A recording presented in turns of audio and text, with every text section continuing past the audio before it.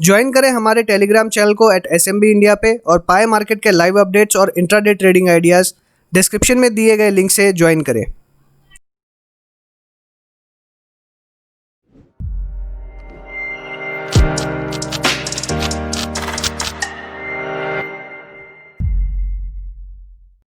Video से पहले channel को सब्सक्राइब ज़रूर करें, नोटिफिकेशंस के लिए बेल आइकन दबाएं और वीडियो के बाद लाइक, कमेंट और शेयर करना ना भूलें।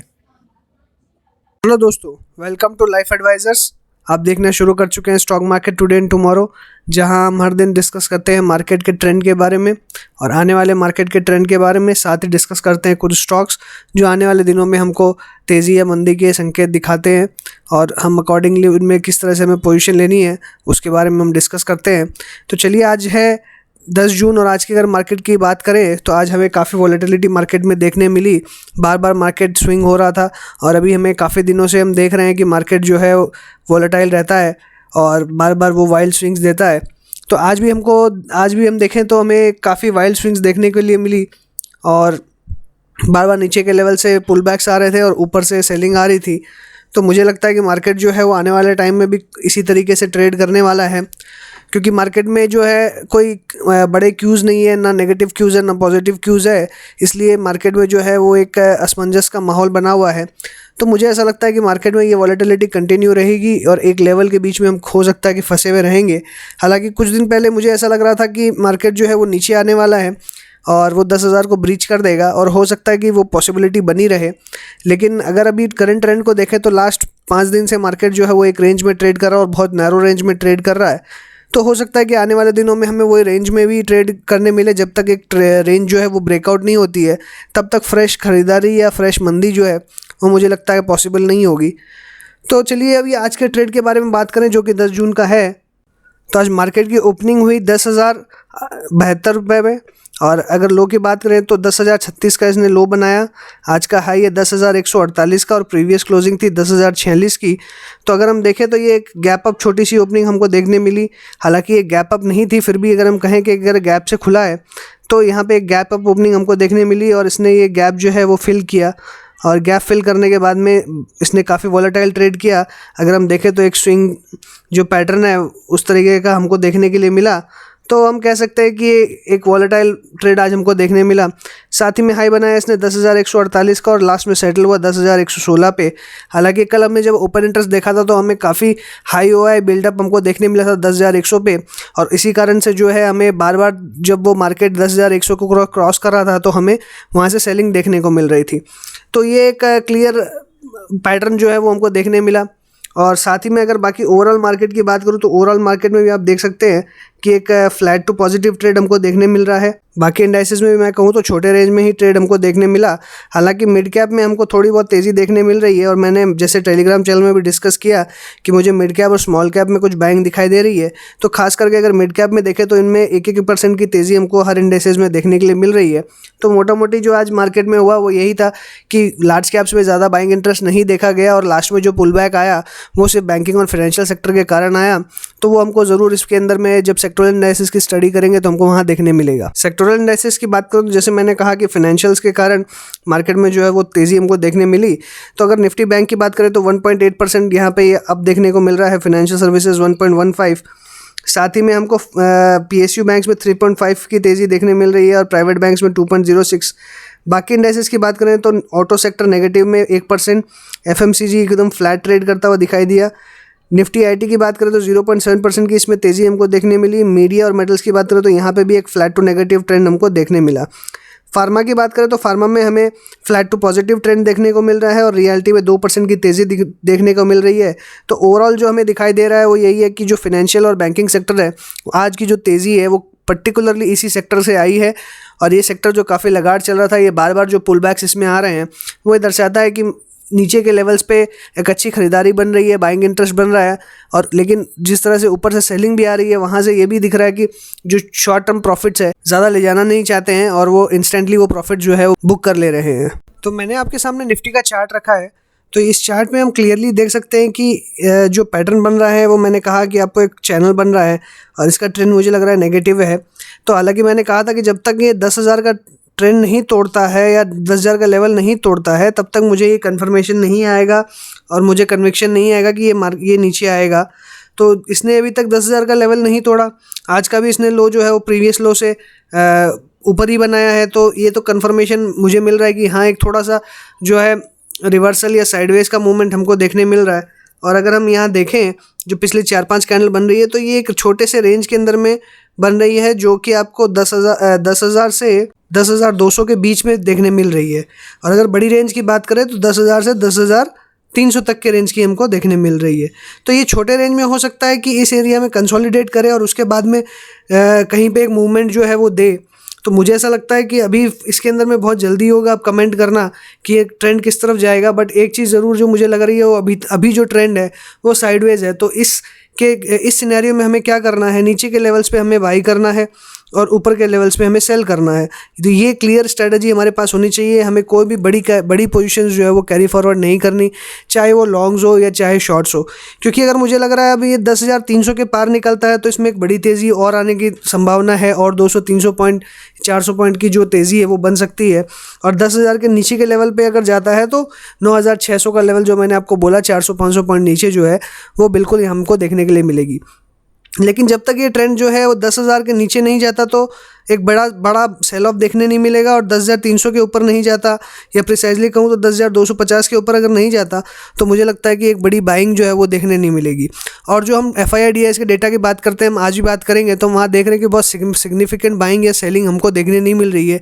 इसलिए मार्केट जो है वो एक रेंज बाउंड मूवमेंट या फिर साइडवेज मूवमेंट हमको दिखा रहा है। अगर मैं यहाँ पे कैंडल के पैटर्न की बात करूँ तो मुझे ऐसा लगता है कि यहाँ पे एक रिवर्सल पैटर्न है जो कि सजेस्ट करता है कि मार्केट ऊपर की तरफ जाएगा।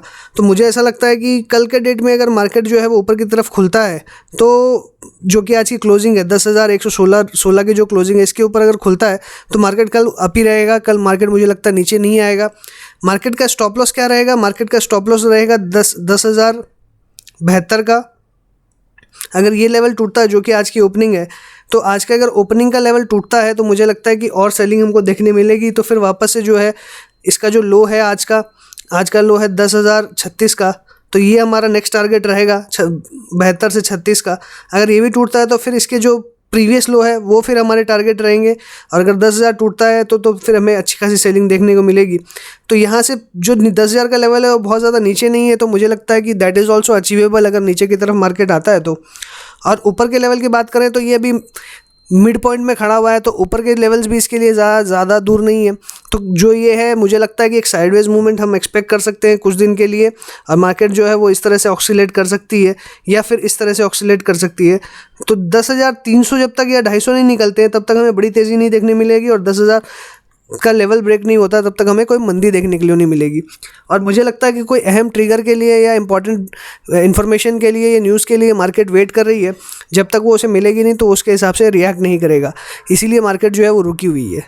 डाउनलोड करें लाइव कनेक्ट ऐप और पाएँ latest news feed, latest videos, और देखें live TV on the go, Zee Business, CNBC Awaaz, CNBC TV 18 जैसे चैनल्स। और फॉलो करें हमें सोशल मीडिया पे, जैसे हमारे टेलीग्राम, कोरा, ट्विटर और फेसबुक पर। बात करूं अगर मैं चेंज इन ओपन इंटरेस्ट की, तो जैसे हमने कल देखा था कि पुट राइटिंग हमको कल नॉमिनल देखने मिली और कॉल राइटिंग बहुत मैसिव देखने मिली, जो कि सजेस्ट कर रहा था कि मार्केट नीचे की तरफ जा सकता है। लेकिन आज कुछ उसका उल्टा हुआ और मार्केट हमें काफ़ी वॉलेटाइल ट्रेड देखने को मिला। और आज जो हमें देखने मिल रहा है वो है कि कॉल बहुत हेवी क्वांटिटीज़ में आज अनवाइंड हुई है, और पुट राइटिंग जो है वो बहुत ज़्यादा हमको यहाँ देखने मिल रही है, जो कि क्लियरली सजेस्ट कर रहा है कि मार्केट जो आज वॉलेटाइल था वो क्यों था। जैसे ही मार्केट ने अपसाइड लिया और लास्ट मोमेंट की तेज़ी हुई, तो बियर्स जो है वो पैनिक में आ गए और उन्होंने अपनी जो कॉल्स है वो पूरी अनवाइंड कर ली, और जो बुल्स है वो एकदम तेज़ी बनाते हुए अच्छी खासी उन्होंने पुट राइटिंग यहाँ पे की है। तो हमारा जो क्लोजिंग का लेवल है वो है 10,116, जो कि 10,100 के आसपास आता है। तो 10,100 के ऊपर बात करें तो क्लियरली हमें हर जगह जो है कॉल अनवाइंडिंग देखने को मिल रही है। सिर्फ 10,350 पे हमें कुछ कॉल राइटिंग देखने के लिए मिल रही है, और नीचे की अगर बात करूँ तो नीचे भी हमें कॉल अनवाइंडिंग देखने मिल रही है। और अगर पुट राइटिंग की बात करूँ तो 10,000 और 10,100 पे नई पुट राइटिंग हमको देखने मिल रही है, जो कि क्लियरली शो करता है मार्केट का जो ट्रेंड की जो आज की स्ट्रेंथ थी वो बहुत अच्छी थी। लेकिन अभी ये कुछ कहना मुश्किल है। हमें ओवरऑल जो क्यूमुलेटिव ओपन इंटरेस्ट है वो भी देखना होगा, साथ ही कल एक्सपायरी है तो किसी भी साइड मार्केट जा सकता है, क्योंकि अभी जो क्यूज़ मिल रहे हैं हमको ओपन इंटरेस्ट से बहुत ज़्यादा अच्छे नहीं मिल रहे हैं। हर दिन उल्टा हो रहा है उस चीज़ का, जो क्यूज़ हमें यहाँ पे मिल रहे हैं उस तरीके से काम नहीं कर रहे, और जो पोजीशन है वो कंटिन्यूसली घूमते जा रही है और एकदम उल्टा हो रहा है जिस तरह से यहाँ पे ये पोजीशन बन रही है। ना बुल्स जीत पा रहे हैं ना बियर्स जीत पा रहे हैं, तो काफ़ी यहाँ पे बैटल जो है वो बहुत हार्ड है। कल जो एक्सपायरी का ट्रेंड रहेगा वो मुझे लगता है कि वो आज का जो क्यूमुलेटिव ओपन इंटरेस्ट है उसी से हमें पता चलेगा कि क्या ट्रेंड रह सकता है।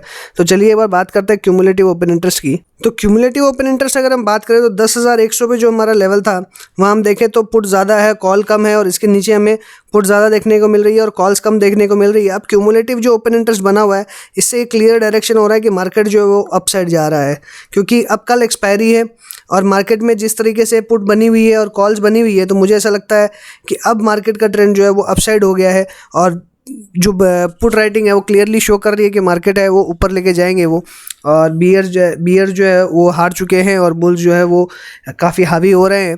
तो मुझे ऐसा लग रहा है कि अब मार्केट जो है वो अपसाइड जाने वाली है कल, और ये क्लियरली आपको यहाँ पे देखने को मिल रहा होगा कि जिस तरह से 10,000 पे ओपन इंटरेस्ट बना हुआ है वो काफ़ी मैसिव है, जो कि मुझे लगता है कि मार्केट को अपसाइड में ही पुश करेगा। और अगर मार्केट अपसाइड पुश होता है तो हमारे जो लेवल्स होंगे वो रहेगा 10,250 के आसपास तक का। तो कल की जो रेंज है वो 10,100 से 10,250 के बीच की रहने वाली है। जो मेरा अनुमान है वो 10,250 अगर टच करता है और इसे क्रॉस करती है तो हो सकता है कि फ्राइडे को मार्केट जो है वो एक बार 10,250 भी ब्रीच करे। हालांकि ये अभी कहना बहुत ही जल्दबाजी होगी, तो मुझे लगता है कि हमें फ्राइडे के क्यूज़ के लिए थर्सडे को वेट करना चाहिए, कल के दिन के लिए वेट करना चाहिए। लेकिन कल की अगर रेंज कहूँ तो कल की रेंज 10,100 से 10,250 की हमें मुझे लगती है, और ये इसी रेंज में मार्केट रहना चाहिए। अगर FII-DIS के डेटा की बात करें तो मैं लगातार बार बार कह रहा हूँ कि FII-DIS के डेटा जो है वो काफ़ी अच्छे नहीं है, ना ये ठीक से बाइंग कर रहे हैं ना ठीक से सेलिंग कर रहे हैं, और इसी के कारण जो है मार्केट एक रेंज में फंसा हुआ है और रिटेलर जो हैं वो भी फंसे हुए हैं और वो भी डायरेक्शन लेस होकर रखे हैं। तो अगर हम बात करें 10 तारीख की तो FIIs ने बाई किया है 4,432 करोड़ का और सेल किया है 5,351 का, और नेट में बाइंग करी है सेलिंग करी है इन्होंने 919 करोड़ की। तो कल यहाँ पे हमें पॉजिटिव देखने को मिला था और आज हमें यहाँ नेगेटिव देखने को मिल रहा है। और DIS की बात करें 3,180 करोड़ की इन्होंने सेलिंग करी है बाइंग करी है, 2,680 करोड़ की सेलिंग करी है, नेट 500 करोड़ में की इन्होंने बाइंग करी है। तो हमें यहाँ पॉजिटिव देखने को मिल रहा है। तो DII पॉजिटिव देखने मिल रहे हैं, FIIs नेगेटिव देखने मिल रहे हैं, और ये ट्रेंड जो है ये कंटिन्यूसली इसी तरीके से है कि एक दिन हमें DIIs पॉजिटिव मिलते हैं, एक दिन FIIs पॉजिटिव मिलते हैं। इसीलिए मार्केट में जो है एक रेंज बाउंड मूवमेंट हमको देखने मिल रहा है। और मार्केट में जो सस्टेनेबिलिटी है, मैं बार बार कहता हूँ कि जो सस्टेनेबिलिटी है मुझे ज़्यादा अच्छी नहीं लग रही है, और हमें कभी भी एक बड़े सेल ऑफ के लिए रेडी रहना है। हमें अभी जहाँ जहाँ छोटा छोटा प्रॉफिट मिलता है हमें बुक करते रहना है, और एक बड़े सेल ऑफ के लिए हमें वेट करना है। अगर बात करें इनके फ्यूचर ऑप्शन के डेटा की तो इंडेक्स फ्यूचर्स में इन्होंने बाई किया है 6,547 और सेल किया है 6,321। तो यहाँ एक पॉजिटिव डेटा बन रहा है 220 करोड़ का। और अगर इंडेक्स ऑप्शन की बात करें तो 2,60,462 करोड़ का इन्होंने बाई किया है, 2,06,55 करोड़ का इन्होंने सेल किया है। तो नेट में यहाँ पे हमें 200 करोड़ का जो डेटा है वो यहाँ पे नेगेटिव मिल रहा है, यहाँ पॉजिटिव मिल रहा है। और स्टॉक फ्यूचर्स की बात करें तो 19,325 करोड़ की इन्होंने बाइंग करी है और 18,352 करोड़ की इन्होंने सेलिंग करी है। तो यहाँ पे भी हमें जो 1,000 करोड़ का जो डेटा है तो ये काफ़ी हमें एक जो है वो पॉजिटिव संकेत दे रहा है। और अगर हम स्टॉक ऑप्शंस की बात करें तो 4,333 करोड़ की इन्होंने बाई करी है, 4,312 करोड़ की सेल करी है, नेट में यहाँ पे 20 करोड़ की यहाँ पे बाई करी है। तो अगर स्टॉक फ्यूचर्स में उन्होंने बाई किया तो मुझे ऐसा लगता है कि ये एक बुलिश सिग्नल है, या हमें ऐसा लग रहा है कि अगर मार्केट ऊपर जाता है तो इसमें इनका फ़ायदा है, और इसीलिए ये उसी हिसाब से पोजीशन बना रहे हैं और एक्सपेक्ट कर रहे हैं कि स्टॉक्स के प्राइसेस जो हैं वो अपसाइड मूव करेंगे। और इंडेक्स फ्यूचर्स में भी इन्होंने नेट में बाई किया है। तो मुझे लगता है ओवरऑल जो है कल वो मार्केट पॉजिटिव रहना चाहिए। ज्वाइन करें हमारे टेलीग्राम चैनल को @SMB इंडिया पे और पाए मार्केट के लाइव अपडेट्स और इंट्राडे ट्रेडिंग आइडियाज़। डिस्क्रिप्शन में दिए गए लिंक से ज्वाइन करें। बात करें अगर कुछ स्टॉक्स की तो सबसे पहले स्टॉक के बारे में जो मैं बात करना चाहता हूँ वो है आईबुल हाउसिंग का।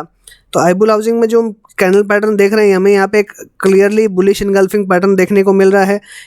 और अगर हम आज इसके ओपन और लो की बात करें तो लगभग ये सेम हमको देखने मिल रहा है, जिससे ये कंफर्म होता है कि एकदम बुलिश कैंडल बनी है, एक मारो बूजो काइंड ऑफ जो कैंडल है वो बनी है।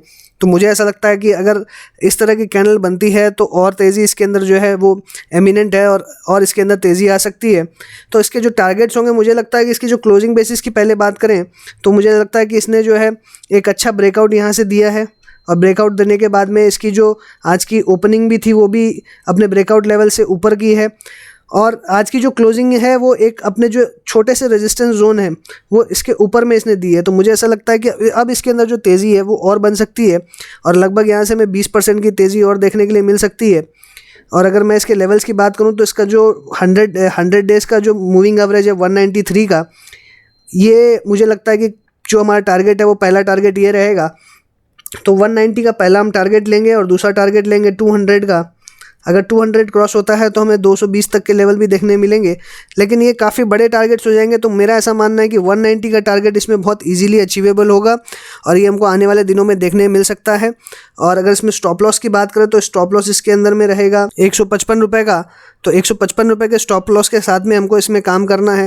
हालांकि स्टॉप लॉस काफ़ी छोटा है तो मुझे लगता है कि ट्रिगर हो सकता है, लेकिन ये स्टॉप लॉस मुझे लगता है कि जो है ये ऑन क्लोजिंग बेसिस है, तो हमें इसमें एक पोजिशनल व्यू रख के इसमें बाय करके चल सकते हैं इसके अंदर में।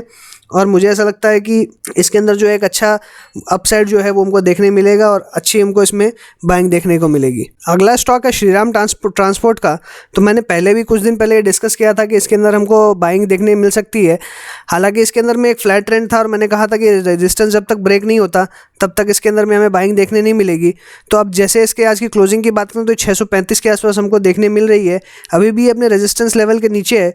तो मुझे ऐसा लगता है कि अब इसके अंदर 640 के बाद में एक मूवमेंट जो है वो एक्सपेक्टेड है। तो कल अगर ये 640 के पार निकलता है तो मुझे ऐसा लगता है कि इसके अंदर में अपसाइड हमको देखने मिलेगी। तो जो हमारा पहला टारगेट रहेगा वो 700 रुपये का रहेगा, और दूसरा टारगेट जो रहेगा वो 750 रुपये तक का रहेगा।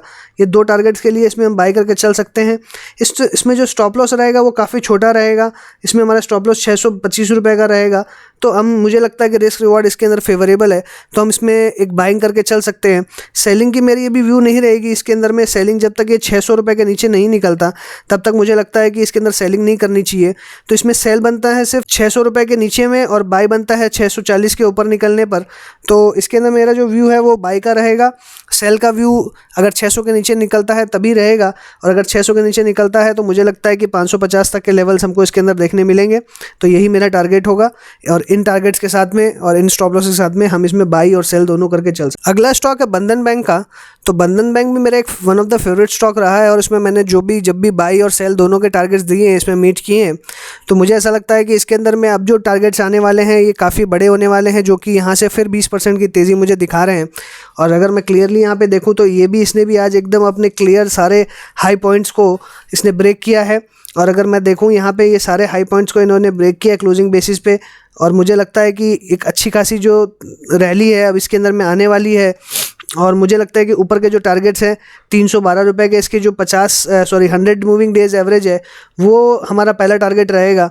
तो इसके अंदर में मुझे अपसाइड में लगता है जो मेरा टारगेट रहेगा वो है 300 रुपये का। 300 निकलता है तो 320 रुपये का टारगेट बहुत छोटा और पास में रहेगा, तो ये इजीली अचीवेबल है। इसके ऊपर के लेवल्स मुझे अभी नहीं दिखाई देते, लेकिन 300-320 के लेवल्स मुझे दिखाई दे रहे हैं। तो ये अगर सस्टेन करते हैं तब हमें और ऊपर के हायर लेवल्स 380-400 के लेवल्स हमको देखने मिल सकते हैं। लेकिन फ़िलहाल मैं इन स्टॉक्स के साथ में इन्हीं लेवल्स के साथ में ट्रेड करना पसंद करूँगा। और इसमें जो हमारा स्टॉप लॉस रहेगा, अगर हम बाई करते हैं तो हमारा स्टॉप लॉस रहेगा 250 रुपये का। और अगर सेलिंग की बात करूँ तो मुझे लगता है कि अभी सेलिंग इसके अंदर में मुझे लगता नहीं है कि अभी आएगी, और अगर आती भी है तो मुझे लगता है 240 के नीचे ये सेल बनता है। तो 240 के नीचे ही अब हमें सेल करना है, और टारगेट रहेगा 200, और 200 का लेवल अगर निकलता है तब हमें और नीचे के लेवल जो है वो 180 के देखने के लिए मिल सकते हैं। लेकिन फिलहाल मेरा व्यू इसके अंदर बुलिश है, और मैं इसके अंदर में बाई करना पसंद करूंगा, और उसी के हिसाब से मैं आपको भी सजेस्ट करूंगा कि आप इसे ट्रैक कर सकते हैं। अगला स्टॉक है रिलायंस का। तो इसमें बेसिकली अपडेट ही है। तो इसमें मैंने जैसे पहले कहा था कि इसमें कप एंड हैंडल पैटर्न जो है वो बन रहा है। तो अगर आप आज का हम ट्रेंड देखें तो हमें ये एक अच्छा पैटर्न बनाते हुए कंप्लीट करते हुए दिखाई दे रहा है, और हो सकता है कि 1-2 दिन के अंदर ये पैटर्न कंप्लीट हो जाए। तो मुझे ऐसा लगता है कि जब भी ये वापस अपने हाई को ब्रेक करेगा करेगा या 1600 के लेवल को फिर से ब्रेक करेगा, तब अब इसमें रियल स्टोरी जो है वो शुरू होगी और ऊपर में 1700-1800 के लेवल जो है वो हमको देखने मिलेंगे और इसके ऊपर के लेवल्स भी हमको देखने मिल सकते हैं। और मार्केट को अगर ऊपर जाना है तो रिलायंस का सबसे बड़ा हाथ रहेगा उसको ले जाने में। तो अगर ये मूव करता है तो मुझे लगता है ओवरऑल मार्केट भी मूव करेगा और यहाँ पे एकदम ये पैटर्न जो है ये 1600 के ऊपर में कंप्लीट हो जाएगा। 1600 के ऊपर में निकलते ही यहाँ पे एक अच्छा खासा बड़ा ब्रेकआउट हमको देखने मिलेगा। लेकिन अगर हो सकता है कि इसके अंदर में हमें कुछ दिन कंसोलिडेशन भी देखने को मिले। अगर 1-2 दिन हमें कंसोलिडेशन देखने को मिलता है तो कोई बड़ी बात नहीं होगी, हो सकता है नेक्स्ट वीक में हमको रैली मिले। लेकिन अभी मुझे ऐसा इसमें लगता है कि अगर स्टॉप लॉस हमारा रहेगा तो 1500 रुपये का रहेगा। 1500 के स्टॉप लॉस के साथ में हम इसमें बने रह सकते हैं और मुझे प्रीटी श्योर ऐसा लग रहा है कि ये 1600 के बाद निकलने के बाद में अच्छी खासी रैली देगा। तो 1500-1600 का जो रेंज है ये एक नो ट्रेड जोन है। हमें नई पोजीशन नहीं बनानी, नई पोजीशन 1600 के निकलने के बाद बनानी है बाई की और 1500 के नीचे सेल की। अभी जो पोजीशन है वो मुझे लगता है कि अभी हम अपनी पोजीशन अगर हमने पुरानी जो बनाई हुई है जो कि मैं पहले से देते हुए आ रहा हूँ तो वो पोजीशन सिर्फ हमें होल्ड करके रखनी है। अगला स्टॉक है DLF का। तो DLF में हम देख रहे हैं कि यहाँ पे काफ़ी दिनों से एक साइडवेज मूवमेंट और कंसोलिडेशन चल रहा है और अच्छा खासा यहाँ पे एक मूवमेंट हो रहा है, ना ये ऊपर जा रहा है ना नीचे जा रहा है। तो मुझे ऐसा लगता है कि अब यहाँ पे 160 रुपये के बाद में जो रैली आएगी वो एक मैसिव रैली हो सकती है। और ये अभी जो है इसकी जो पहले टारगेट रहेंगे मुझे लगता है 177 का पहला टारगेट रहेगा हमारा, जो कि इसका 100 डेज मूविंग एवरेज है। और इसके ऊपर का टारगेट रहेगा 184 का, जो कि एकदम हाई रेजिस्टेंस होगा 200 DMA का। तो हमारे 2 टारगेट्स के लिए हम इसमें काम कर सकते हैं। मेरा इसमें व्यू अभी बुलिश है क्योंकि रियल स्टेट में अगर हम देखें तो जो दूसरी कंपनीज़ है वो सारी चल रही है, लेकिन अभी तक इसने अगर कंपेयर करें तो परफॉर्म नहीं किया है। तो मुझे ऐसा लगता है कि ये एक आउट परफॉर्मर बिहेव कर सकता है और 160 के बाद में 177 और 184 जो कि 10 से 20% तक की रैली जो है वो हमको इसमें देखने के लिए मिल सकती है। और इसके अंदर जो स्टॉप लॉस रहेगा वो हमारा रहेगा लगभग 152 रुपये का। तो अभी करंट प्राइस चल रहा है 156। तो अगर ये इसके ऊपर निकलता है 160 क्रॉस करता है तो 177, 184, T1, T2 एंड अगर स्टॉप लॉस की बात करें तो 152 आता है। इसमें सेलिंग मुझे लगता है कि बहुत ज़्यादा जो है वो 140 के बाद में ही आ सकती है। तो अभी 140 तक मुझे लगता है कि अभी डाउन साइड जो है इसकी 10% के नीचे जब तक ये नहीं जाता है तब तक मुझे इसमें डाउन साइड जो है वो दिखाई कम देती है और काफ़ी अच्छा नीचे सपोर्ट बना हुआ है। तो अगर जाता भी तो मुझे लगता है बाउंस बैक हो सकता है। तो मेरा व्यू जो है इसके अंदर बुलिश ही रहेगा और सिंस मार्केट का जो ट्रेंड है वो अप ट्रेंड है तो मेरा ऐसा मानना है कि मार्केट जो है वो इसे सपोर्ट करेगा और ये ऊपर के लेवल्स हमको दिखाएगा। तो इसी के साथ मैं अपनी बात को आज वाइंड अप करूंगा। आपको अगर अच्छा लगा हो तो लाइक करिएगा, दोस्तों के साथ शेयर करिए, कमेंट बॉक्स पे अपने कमेंट्स लिखिए, हमारे टेलीग्राम चैनल को ज़रूर सब्सक्राइब करें, साथ ही हमारे एंड्रॉयड ऐप को डाउनलोड करें जहां आपको लाइव टीवी और लाइव न्यूज़ फीड मिलती है। Thanks for watching the video. Good night.